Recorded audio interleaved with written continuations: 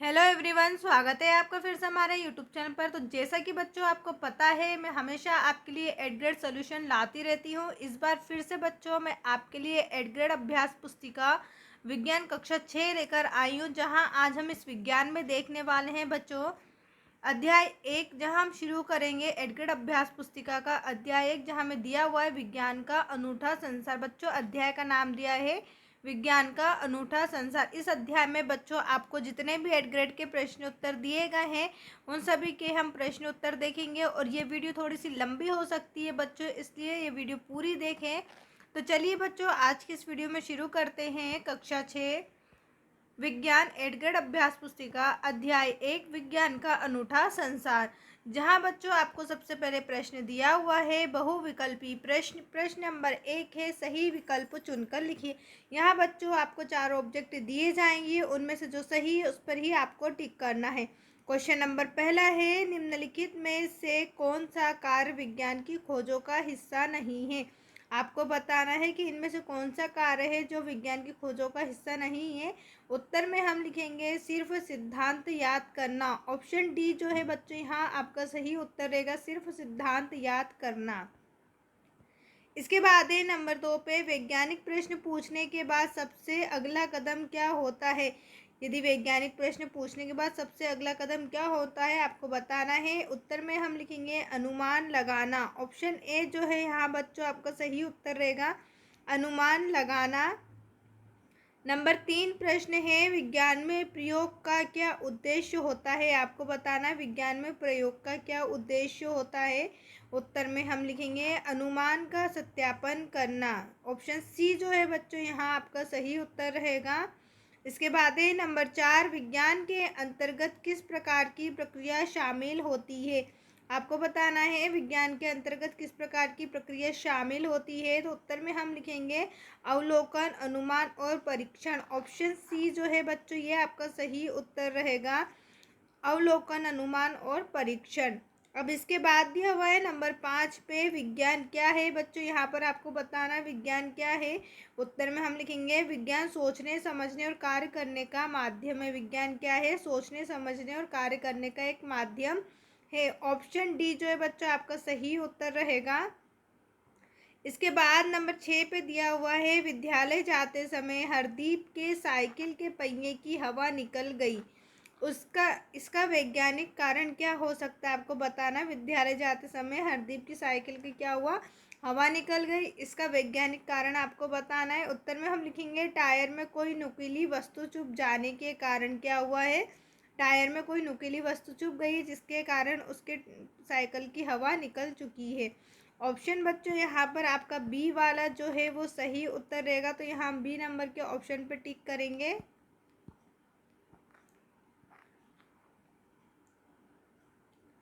इसके बाद बच्चों आपको दिया हुआ है नंबर 7 पे विज्ञान को समझने और सीखने के लिए व्यक्ति में कौन कौन से गुण होना चाहिए। यदि हम विज्ञान को समझने और सीखने चाहते हैं तो उसमें कौन सा गुण होना चाहिए, जिज्ञासु और प्रवृत्ति। ऑप्शन सी जो है बच्चों आपका सही उत्तर रहेगा, जिज्ञासु और प्रवृत्ति।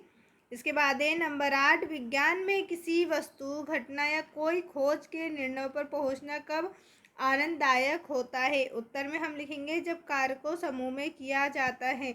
जब कार्य को समूह में किया जाता है तो विज्ञान में किसी भी वस्तु या घटना को खोजने के निर्णय में बहुत आनंद होता है। अब इसके बाद दिया हुआ है बच्चों प्रश्न नंबर 2, दिए गए शब्दों में से चुनकर रिक्त स्थानों की पूर्ति कीजिए। यहाँ पर हमें कुछ शब्द दिए गए हैं जिनसे हमें रिक्त स्थान की पूर्ति करना है। नंबर 1 पर है विज्ञान एक व्यापक, अंतहीन और अंतहीन पहेली जैसा है। तो यहाँ पर बच्चों हम रिक्त स्थान में लिखेंगे पहेली।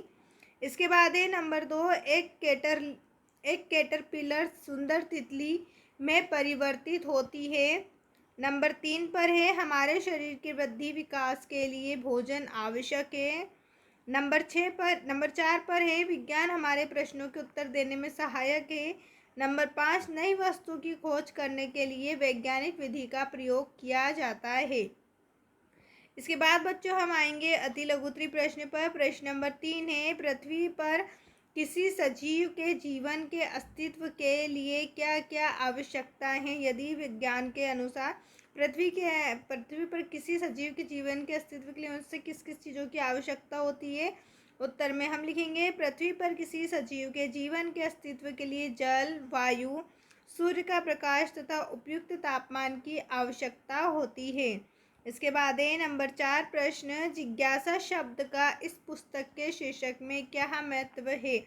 उत्तर में हम लिखेंगे विज्ञान का आधार ही जिज्ञासा है। जिज्ञासा हमें नए प्रश्न पूछने और उनका उत्तर खोजने के लिए प्रेरित करती है। प्रश्न नंबर 5 पर हम देखेंगे विज्ञान के क्षेत्र में किसी एक प्रकार की जिज्ञासा बच्चों में होनी चाहिए। उत्तर में बच्चों हम लिखेंगे विज्ञान के क्षेत्र में बच्चों में एक मजबूत एवं जिज्ञासु प्रवृत्ति होनी चाहिए। उन्हें अपने आसपास घटित होने वाली घटनाओं पर ध्यान केंद्रित करने, उन पर सवाल पूछने तथा उनका उत्तर जानने की जिज्ञासा होनी चाहिए। अब इसके बाद है बच्चों प्रश्न नंबर 6, दैनिक जीवन में आप विज्ञान का प्रयोग कहाँ कहाँ करते हैं? लिखिए। आपको बताना है कि आप आपके रोज के जीवन में विज्ञान का प्रयोग कहाँ पर करते हैं। उत्तर में हम लिखेंगे दैनिक जीवन में हम विज्ञान का प्रयोग अनेक स्थानों पर करते हैं। जैसे खाना बनाने के लिए विभिन्न उपकरणों का प्रयोग, पंखे, कूलर, एसी या हीटर का प्रयोग, यात्रा के लिए वाहनों का प्रयोग आदि। अब इसके बाद है बच्चों नंबर 7, क्या आपने कभी सोचा है कि बारिश क्यों और कैसे होती है? क्या कभी आपने बच्चों सोचा है कि बारिश क्यों और कैसे होती है? तो उत्तर में हम लिखेंगे बारिश जल चक्र के परिणाम स्वरूप होती है। सूर्य की गर्मी से धरातल पर उपस्थित जल वाष्प बनकर ऊपर उठता है, फिर यही वाष्प ऊपर ठंडी होकर बादलों में बदल जाती है। बादलों में जल की छोटी छोटी बूंदें परस्पर जुड़कर बड़ी व भारी हो जाती हैं तथा गुरुत्वाकर्षण के कारण नीचे की ओर गिरने लगती। इसे ही हम बारिश कहते हैं।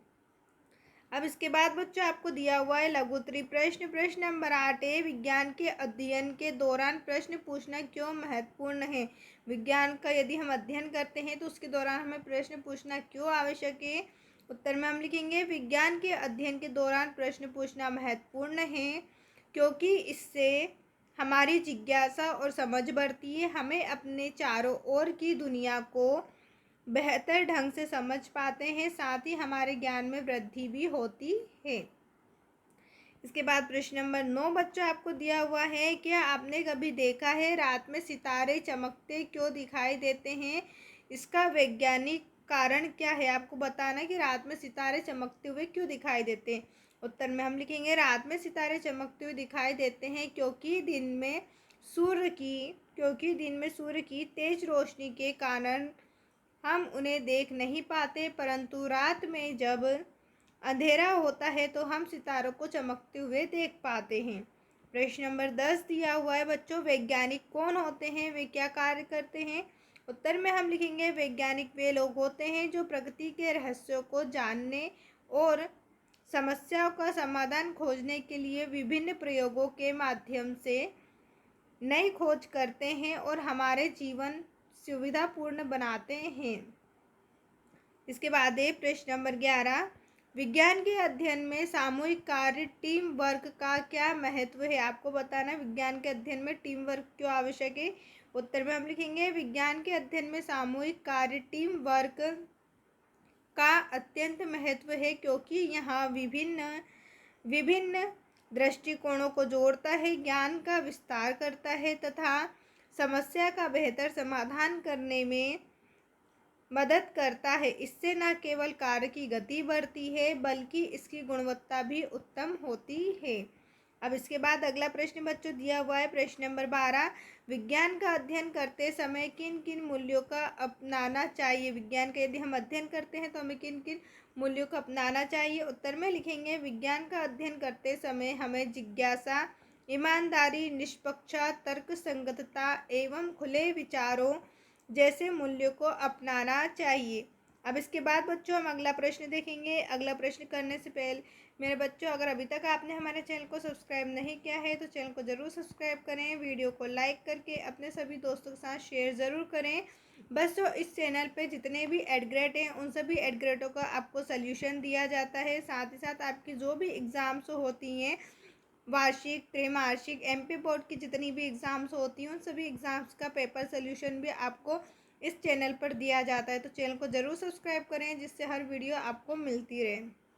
साथ ही साथ बच्चों वीडियो को लाइक भी ज़रूर करें। तो चलिए अब हम अपना अगला प्रश्न कर लेते हैं। प्रश्न नंबर 13 है, आप अपने जीवन में जिज्ञासा का क्या महत्व मानते हैं? आप अपने जीवन में जिज्ञासा का क्या महत्व मानते हैं, आपको बताना है।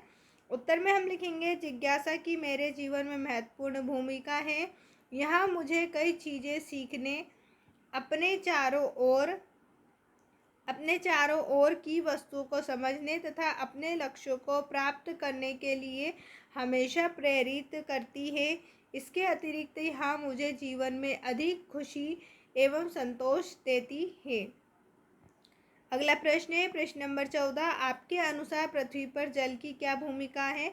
आपको बताना है कि पृथ्वी पर जल की भूमिका क्या है। उत्तर में हम लिखेंगे, पृथ्वी पर जल की भूमिका अत्यंत महत्वपूर्ण है। यहाँ जितना जीवित प्राणियों के लिए आवश्यक है उतना ही जलवायु पर्यावरण के लिए भी महत्वपूर्ण है। एक और जहाँ ये जीवित प्राणियों के लिए जीवन का आधार है, वहीं दूसरी ओर यहाँ हमारी पृथ्वी के तापमान, वर्षा एवं मौसम के पैटर्न को नियंत्रित करता है। इसके बाद है बच्चों दीर्घोत्तरी प्रश्न। प्रश्न नंबर 15, दीपा साइकिल की मरम्मत करने वाले व्यक्ति के पास पहुंची क्योंकि उसकी साइकिल की पूरी हवा निकल गई थी। वहाँ यह उत्तर ढूंढने का प्रयास कर रही थी कि हवा निकलने का क्या कारण हो सकता है। उसकी इस समस्या को हल करने के लिए वैज्ञानिक विधि अनुसार क्या क्या चरण हो सकते हैं। उत्तर में हम लिखेंगे, दीपा की साइकिल से हवा निकलने के कई कारण हो सकते हैं, जिनमें प्रमुख हैं वाल्व लीकेज या वाल्व केप का ढीला होना, ट्यूब में छेद या किसी नुकीली वस्तु का चुभ जाना। उसकी समस्या का समाधान खोजने के लिए वाल्व केप, टायरों एवं ट्यूब में संभावित रिसाव का पता लगाना महत्वपूर्ण है। रिसाव बच्चों यहाँ पर रिसाव कर लीजिएगा। रिसाव का पता लग जाने पर उसको ठीक किया जाता है। यदि वाल्व की केप ढीली है तो उसे बदलकर या टाइट करके ठीक करते हैं। यदि टायर या ट्यूब में नुकीली वस्तु चुभी है तो रिम में टायर व ट्यूब हटाकर उसे जांच कर ठीक करते हैं। अब इसके बाद हम आते हैं प्रश्न नंबर 16 पे, आपने अपने जीवन में विज्ञान की कौन कौन सी प्रक्रियाओं को अपनाया है, उदाहरण सहित वर्णन कीजिए। उत्तर में हम लिखेंगे, ऐसे अनगिनत उदाहरण हैं जिनमें हमने विज्ञान की विभिन्न प्रक्रियाओं को अपनाया है, जैसे भूख लगने पर भोजन करना, सांस लेना, भोजन का पाचन, थक जाने पर आराम एवं बीमार होने पर दवाओं के उपयोग से स्वास्थ्य लाभ, बीज से पौधों का बनना, एक छोटे शिशु से वयस्क का बनना, जल से बर्फ बनना, गर्म करने पर जल का उबलना, मौसम का बदलना आदि। अब इसके बाद है बच्चों प्रश्न नंबर 17, विज्ञान हमें प्राकृतिक दुनिया को समझने में कैसे मदद करता है। आपको बताना जो विज्ञान है वो प्राकृतिक दुनिया को समझने में कैसे मदद करता है। उत्तर में हम लिखेंगे, विज्ञान हमें प्राकृतिक दुनिया को समझने में मदद करता है क्योंकि यहाँ प्राकृतिक घटनाओं का अध्ययन करके उनके पीछे के सिद्धांतों को समझने और उनकी व्याख्या करने का प्रयास करता है। यहाँ हमें प्राकृतिक दुनिया को समझने के लिए आवश्यक जानकारी एवं उपकरण प्रदान करता है। वैज्ञानिक के माध्यम से हम दुनिया के बारे में अधिकाधिक जानकारी इकट्ठा कर न केवल अपने जीवन के बेहतर बना सकते बल्कि प्रकृति के साथ साथ भी बेहतर तरीके से सामंजस्य स्थापित कर सकते हैं। इसके बाद है प्रश्न नंबर 18, विज्ञान को कभी न खत्म होने वाली पहेली क्यों कहा जाता है। विज्ञान को कभी न खत्म होने वाली पहेली क्यों कहा जाता है। उत्तर में हम लिखेंगे, विज्ञान को कभी न खत्म होने वाली पहेली कहा जाता है क्योंकि विज्ञान की समझ हमेशा विकसित होती रहती है। नई खोजें तथा सिद्धांत हमारे ज्ञान में जुड़ते जाते हैं, जो विश्व के बारे में हमारी समझ बढ़ाते हैं। यह सतत जानने की प्रक्रिया विज्ञान को एक कभी ना समाप्त होने वाली पहेली बनती है। अब इसके बाद है बच्चों प्रश्न नंबर 19, विज्ञान का अध्ययन ब्रह्मांड की बड़ी समस्या और रहस्यों को सुलझाने में कैसे मदद कर सकता है। उत्तर में हम लिखेंगे, विज्ञान का अध्ययन प्राकृतिक दुनिया को समझने के लिए एक व्यवस्थित एवं वैज्ञानिक दृष्टिकोण प्रदान करता है। यहाँ अवलोकन, प्रयोग तथा डेटा के विश्लेषण पर आधारित है, जिसे हम ब्रह्मांड के कामकाज, उसकी उत्पत्ति, संरचना एवं जटिलताओं को बेहतर ढंग से समझ सकते हैं, जो हमें ब्रह्मांड की बड़ी समस्याओं और रहस्यों को सुलझाने में एक महत्वपूर्ण भूमिका निभाता है। अब इसके बाद है प्रश्न नंबर 20, हम क्यों कह सकते हैं कि विज्ञान हमारे चारों ओर हर जगह है। उत्तर में हम लिखेंगे, हम यह स्पष्ट रूप से कह सकते हैं कि विज्ञान हमारे चारों ओर हर जगह है, क्योंकि यह हमारे जीवन के प्रत्येक पहलू को प्रभावित करता है, चाहे वह हमारे शरीर की संरचना हो या उसके भीतर होने वाली विभिन्न जैव रासायनिक अभिक्रियाएं हो। यहाँ हमारे घरों में उपयोग होने वाले विभिन्न प्रकार के उपकरण हो। यहाँ हमें इन सभी को समझने में मदद करता है। आज की इस वीडियो में बच्चों आपका ये अध्याय जो था वो कंप्लीट हुआ। इसके बाद के अध्याय के लिए आप हमारे यूट्यूब चैनल की प्लेलिस्ट पे विजिट कर सकते हैं, जहां आपको बाकी के भी चैप्टर अध्याय का वीडियो मिल जाएगा। वीडियो देखने के लिए आपका धन्यवाद। अगर अभी तक आपने हमारे चैनल को सब्सक्राइब नहीं किया है तो चैनल को ज़रूर सब्सक्राइब करें और वीडियो को लाइक करके अपने सभी दोस्तों के साथ शेयर ज़रूर करें। वीडियो देखने के लिए आपका धन्यवाद।